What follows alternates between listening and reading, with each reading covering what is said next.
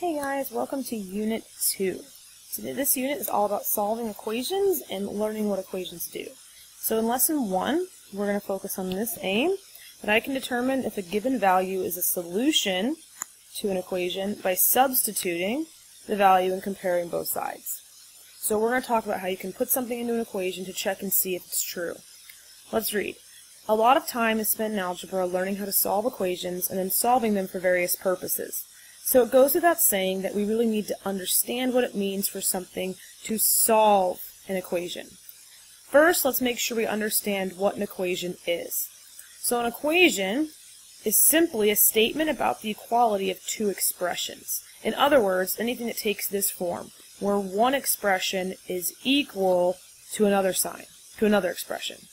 An equation always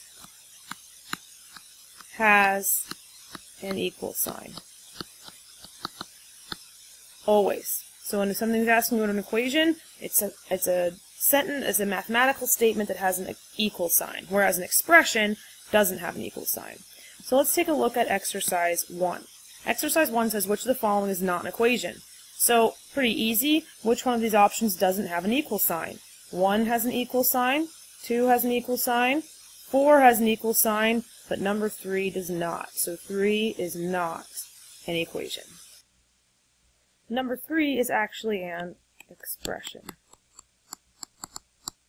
So equations can be either true, like number 1. So look at number 1. Is 3 plus 1 the same as 4 plus 0? Yeah, 4 equals 4. Or equations can be false, like number 4. Is 1 plus 3 equal to 6? No. So sometimes equations can be false, depending on whether the two expressions are equal or not equal. So let's look a little more into that. So exercise 2. Consider the equation 2x minus 8 equals 10 minus x. Part A says, why can't you determine whether this expression is true or false? Well, because this equation has variables. We don't know what the value of x is. Right? We don't know the value of x.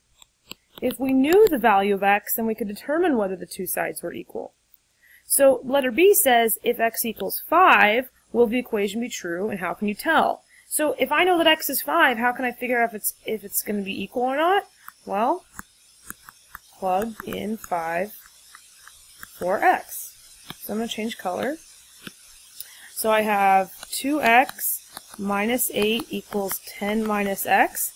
And instead of x, what am I going to plug in?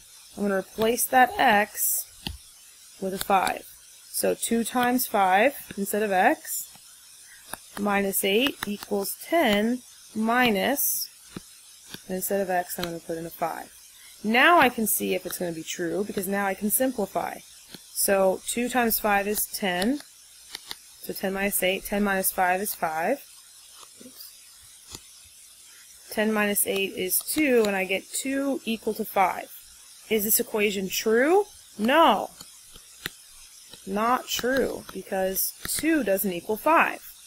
So let's take a look at C. Now another C says, show that x equals 6 makes this equation true.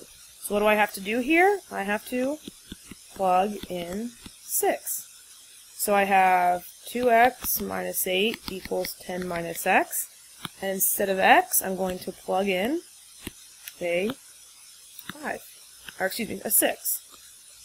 So now it's going to be 2 times 6 minus 8. This is a times symbol. Equals 10 minus 6. Now we simplify, the same as last time. 2 times 6 this time is 12. 10 minus 6 is 4. Then 12 minus 8 is 4. Now I see that both sides are the same. Since both sides are the same, that means that x equals 6 is the correct solution. So x equals 6 is the correct solution, because it makes both sides equal, right? Show that x equals 6, that's what I plugged in the beginning. Okay? Exercise, new definition. So now we're going to start talking about solutions to equations.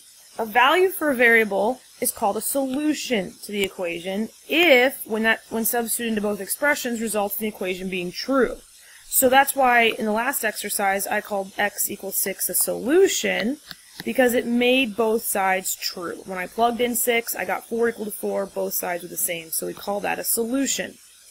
The concept of a solution to an equation is amazingly important. It implies that you can always know when you've solved an equation correctly. As long as you can check the truth of the equation with arithmetic, then you'll know if your value of x is correct.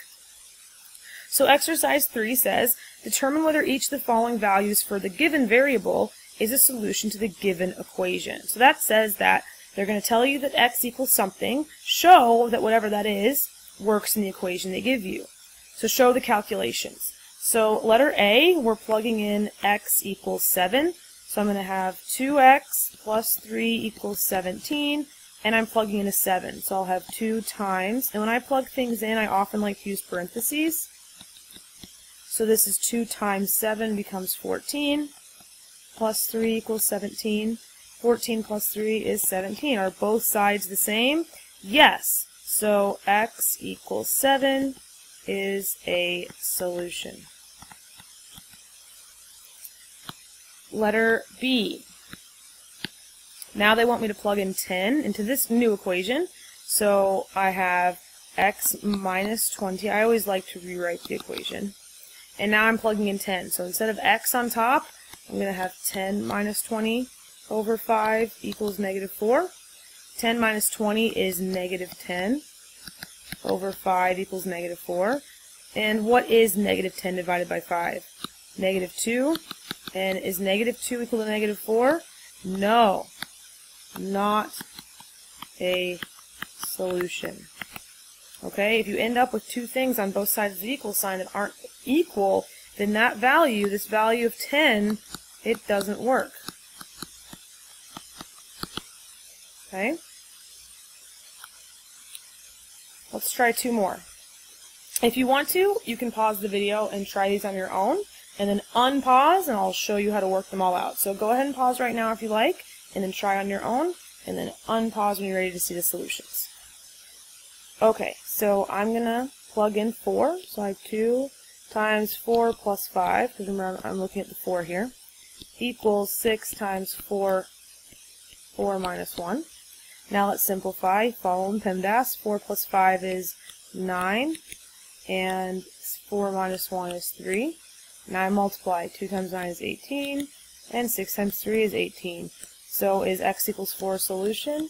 Yes, x equals 4. Oh my goodness. My board today, while doing this video, is being frustrating. Yes, x equals 4 is a solution. Okay? Letter D. Now we're plugging in x equals negative 1. And we have to be really careful here, because if you notice, we have an exponent of x squared. When you plug in that negative 1, you need to put it in parentheses. It's really important. Don't do this. Don't do negative 1 squared up parentheses. Don't do that. You'll get the wrong answer. Okay, plug it in using parentheses. Then plug it in here as well, into this x. So I've taken the negative 1 and I've plugged it into the first x. I've plugged into the second x. The reason I say be careful is because this is a negative number. And when you plug in negative numbers, you have to really be careful of your signs. So I'm really squaring the negative 1. Well, negative 1 squared is the same as negative 1 times negative 1, which gives me a positive 1. So this becomes positive 1 minus 1. And 2 times negative 2 is negative 2. So I get this. 1 minus 1 is 0, and negative 2 plus 2 is 0. So I get 0 on both sides, so yes, x equals 1, negative 1 is a solution.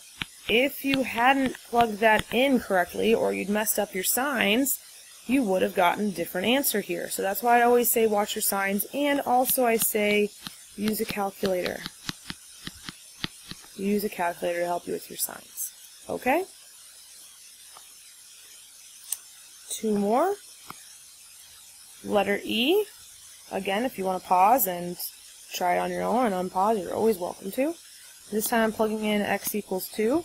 So I have 3 times 2 plus 2 over 4 minus 1 equals 5. Now I simplify. 3 times 2 plus 2 is 4 over 4 minus 1 equals 5. 3 times 4 is 12. Notice I'm doing it one step at a time. 12 divided by 4 is 3. And 3 minus 1 is 2. Does 2 equal 5? No. And I put a line through here to show that that means no, not equal. So x minus 2 is not a solution. Okay? And finally, letter F. I'm plugging in x equals 8. So I have 3 over 4 times 8 minus 1 equals negative 1/2 times 8 plus 9. Now I have to be careful order of operations here, so let's do our multiplication first. 3/4 times 8. Use your calculator, you're going to get, I believe, 6 minus 1 equals negative 1/2 times 8, that's negative 4 plus 9. On the left side, 6 minus 1 is a 5, and on the right side, negative 4 plus 9 is a 5, and both sides are equal. So my answer is yes, 8 is a solution. Okay? Alright, we're reaching the end here. Finally, let's talk about what this means in terms of excuses.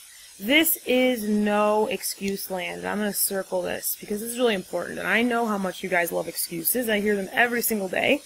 So what this means is this activity of plugging in numbers into equations, it means that you have no excuse for getting a wrong answer, right? If you solve an equation, if I ask you to solve an equation, you should always be able to check to see if your solution is correct. Plug in your answer and see if it works. Sometimes mistakes happen, and it's good to be able to spot them, right? We're going to make a lot of mistakes in math, and I want you to be able to know if you've made a mistake or not, especially on the regions when I'm not there to tell you you've made a mistake. You need to know. So let's take a look at exercise 4 and take a look at Kirk's work. Kirk was checking to see if x equals 7 is a solution to the equation 4x minus 3 equals 2x plus 1. So he's trying to see if 7 works in this equation. Okay, so he's got this equation and this solution. He concluded that it was not a solution based on the following work. Was he correct? Well, let's see what he did first. First, he rewrote the problem. Okay, so this is his first step. 4x minus 3 equals 2x plus 11. So he just rewrote it, right? Then what happened? He replaced the x. Okay, so he'd replace the x's with 7's. So 4 times 7 minus 3, 2 times 7 plus 11. So far, that looks good. What did he do on the left side? He got 4 times 4. How did he get this 4? Look, he subtracted. Same thing over here. How did he, on the 18, he added. But PEMDAS says, what should you do first? Before you add, you should multiply. So here's where he made his mistake. Right here with that 4 and that 18. So is this a correct conclusion from his work? No. So, no, he was not correct. Let's do Kirk's work ourselves and see if we can get a correct solution. So I'm going to rewrite 4x minus 3 equals 2x plus 11. I'm going to follow Kirk's second step and plug in the 7. So 4 times 7 minus 3 equals 2 times 7 plus 11. But this time, I'm going to multiply the 4 and the 7 instead of subtracting the 7 and the 3 like Kirk did, right? So 4 times 7 is 28. Carry down the 3. 2 times 7 is 14, carry the 11. 28 minus 3 is 25, and 14 plus 11 is 25. So if Kirk had done it properly, he would have seen that, yes, actually, x equals 7 is a correct solution. Okay?